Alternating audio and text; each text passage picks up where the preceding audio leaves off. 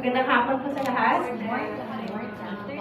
Mayor Nancy Ginay, for Alvin Feliciano, our Director Circles, and also Asik Matet, from Neri, from Medici, and the rest of us.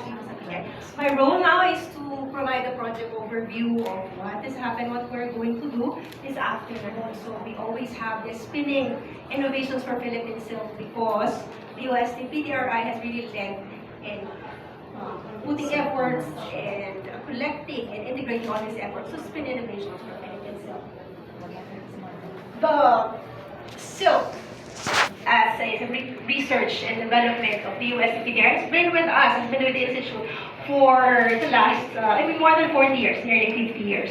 And in between those years were challenges, were years of challenge. And but only the last 6 years that there was much hope, and the last 6 years have given us remarkable history.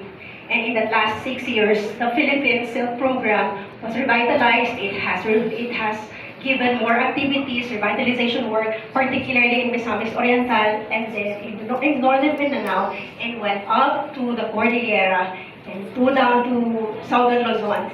And so, because of that enabling, hindi na po kami fearful to dream.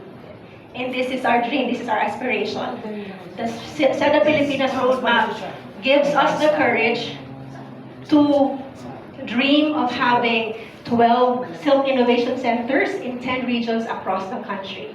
And that innovation center, right now we have 3 active and operating. So you can see there in that map that from Luzon, Visayas, and Mindanao, all across these 10 regions, there is a regional capability of self-production ecosystem. And in that roadmap, we target for the first 100% Philippine self-reliance in between. And the purpose or the goal is to have even 200% of Philippine self-reliance.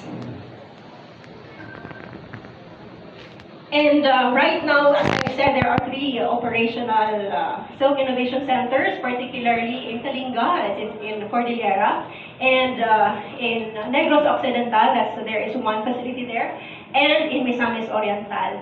And so you see there Kalinga, Negros, and Misamis Oriental in the next 2 years, because there are support and there's so much belief and trust for BLSDPTR in terms of putting fund and support for the Seda Pilipinas program.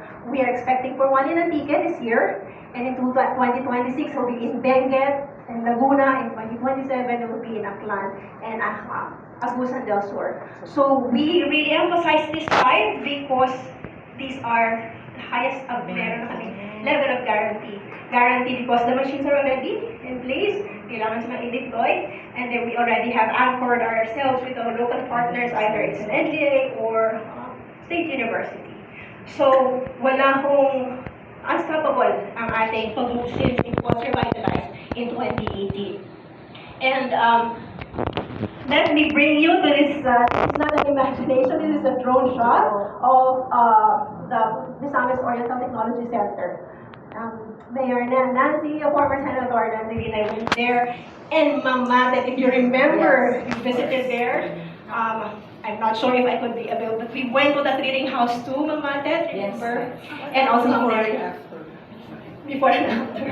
So, but this one is quite, ito yung mga facility natin doon, mga structure. And so, the Technology Center of Misamis Oriental is now the Silk Research and Innovation Center. But to give a little illustration, because this is the central point of our discussion this afternoon, and even the use of rapid signing, this is a total of 80,000 square meters, so it's 8 hectares. Because the near 5 hectares was returned to NHA in 2007. Of course, there was a discussion before na kailangan siyang ibalik. So, right now, and to this day, we are keeping that 8 hectares. And in fact, siya yung napaloob sa ating use of RAP, the 8 hectares. Pwede pa.